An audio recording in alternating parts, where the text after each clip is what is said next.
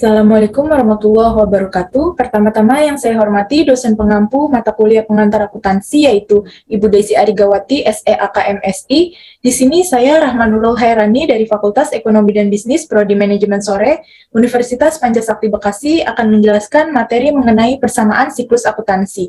Nah, langsung saja kita simak penjelasannya. Sebelum masuk ke persamaan siklus akuntansi, di sini kita harus mengetahui terlebih dahulu yang namanya persamaan akuntansi. Harta sama dengan utang plus modal. Harta itu sama dengan aset. Jadi aset sama dengan kewajiban ditambah ekuitas. Di sini terdapat tabel yang menjelaskan mengenai harta itu masuknya ke mana, ke debit atau ke kredit.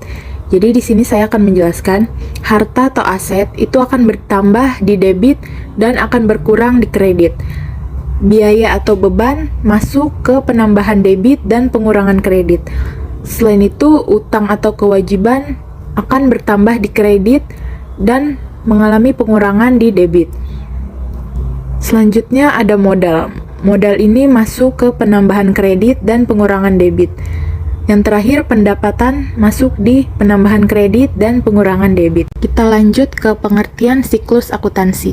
Siklus akuntansi secara khusus diartikan sebagai proses berulang untuk melakukan identifikasi, analisis, dan merekam setiap kegiatan akuntansi dalam sebuah perusahaan. Siklus dalam kegiatan akuntansi ini terjadi dalam kurun waktu 1 tahun.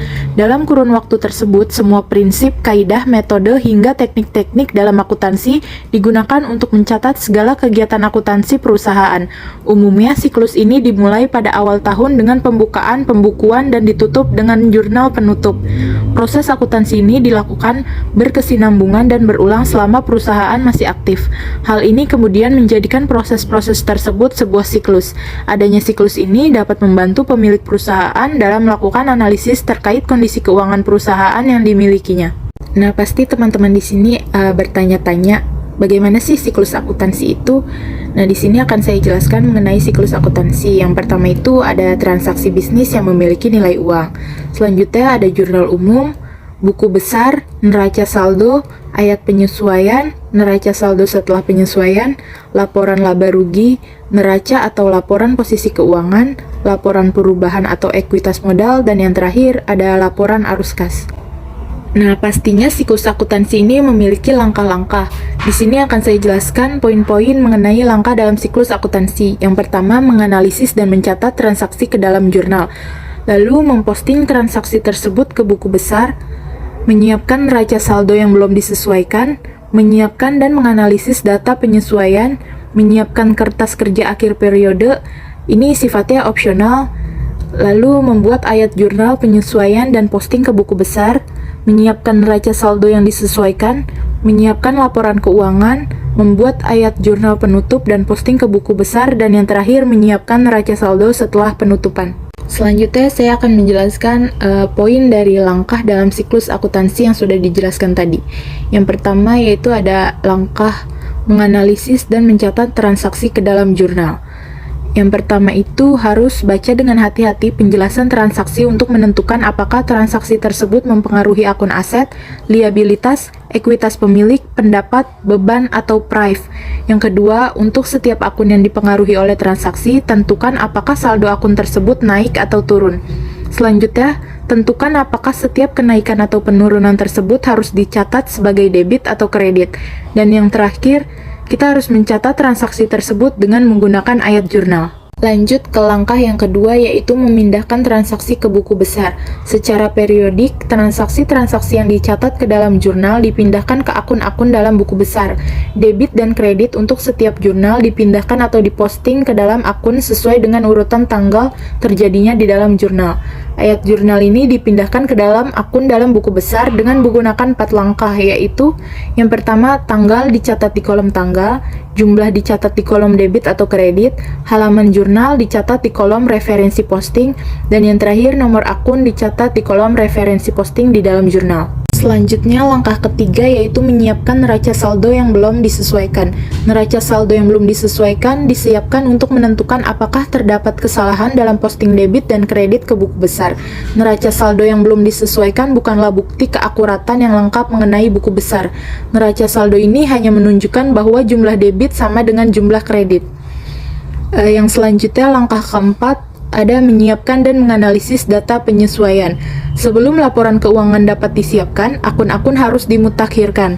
4 jenis akun yang biasanya memerlukan penyesuaian termasuk beban dibayar muka, pendapatan diterima di muka, pendapatan yang akan masih diterima atau yang disebut piutang usaha, dan akrual beban atau beban yang masih terutang. Selain itu, beban penyusutan harus dicatat untuk semua aset tetap selain tanah. Lanjut ke langkah 5, menyiapkan kertas kerja akhir periode. Walaupun kertas kerja akhir periode ini tidak diperlukan atau bersifat opsional, kertas kerja ini sangat berguna dalam menunjukkan alur informasi akuntansi dari neraca saldo yang belum disesuaikan ke neraca saldo yang disesuaikan dalam laporan keuangan. Selain itu, kertas kerja akhir periode ini berguna dalam menganalisis pengaruh dari penyesuaian yang diajukan terhadap laporan keuangan. Lanjut langkah 6, membuat ayat jurnal penyesuaian dan memindahkan ke buku besar. Ayat jurnal penyesuaian disiapkan berdasarkan data penyesuaian. Setiap ayat jurnal penyesuaian mempengaruhi paling tidak satu akun laporan laba rugi dan satu akun laporan posisi keuangan. Setiap ayat jurnal penyesuaian diposting ke buku besar. Di buku besar, ayat jurnal penyesuaian ini ditulis sebagai ayat jurnal penyesuaian. Langkah 7, menyiapkan neraca saldo yang disesuaikan. Setelah semua ayat jurnal penyesuaian telah dibuat dan dipindahkan, neraca saldo yang disesuaikan disiapkan untuk memeriksa kesamaan jumlah saldo debit dan kredit.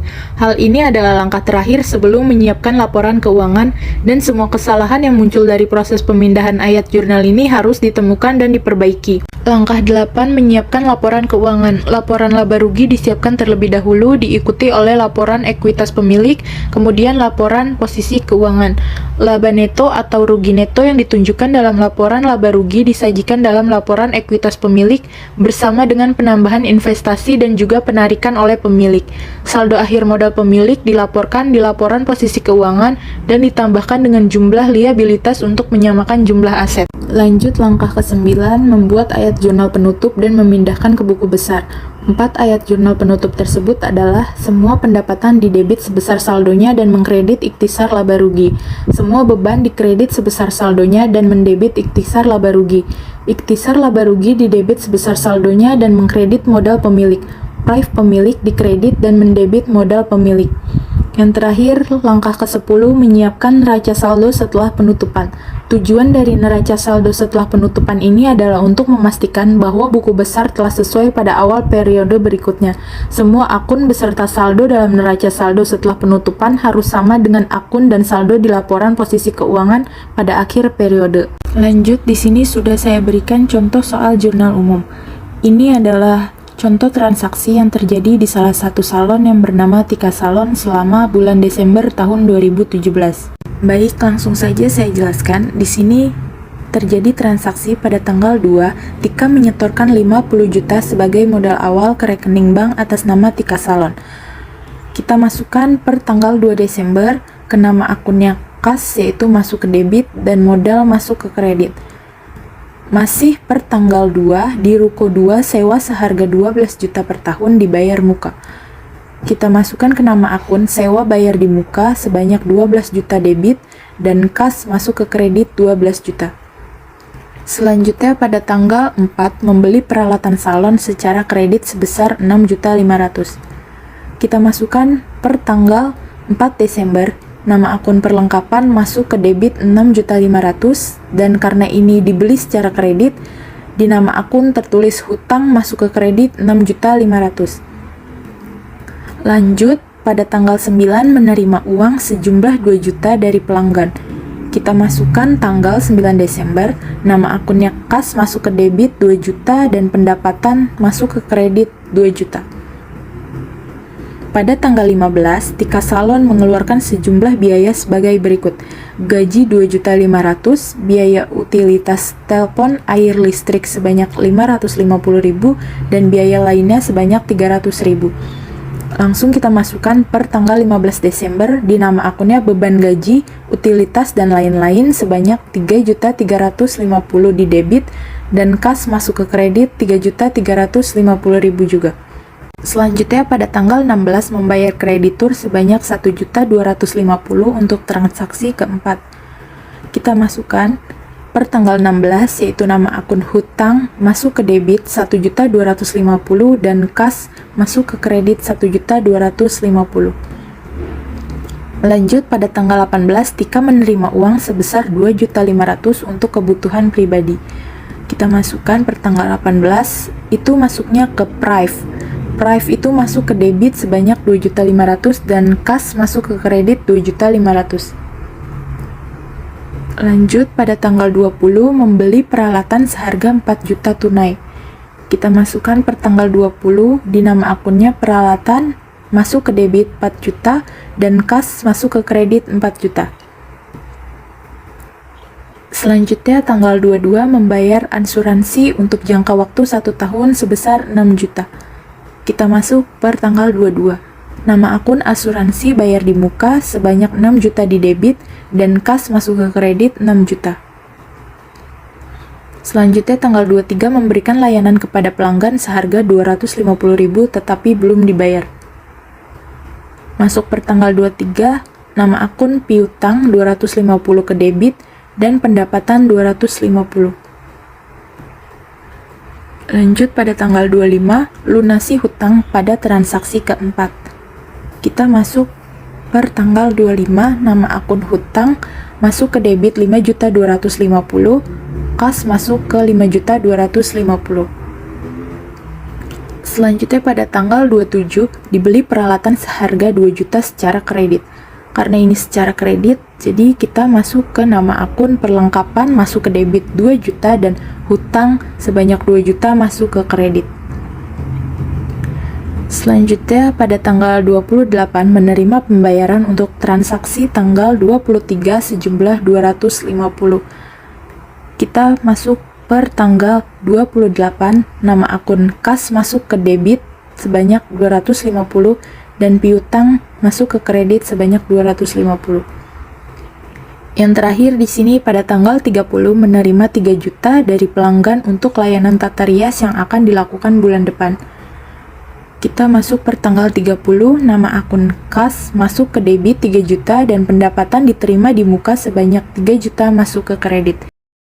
Demikian materi yang dapat saya sampaikan. Semoga bisa bermanfaat bagi kita semua. Kurang lebihnya mohon maaf. Wassalamualaikum warahmatullahi wabarakatuh.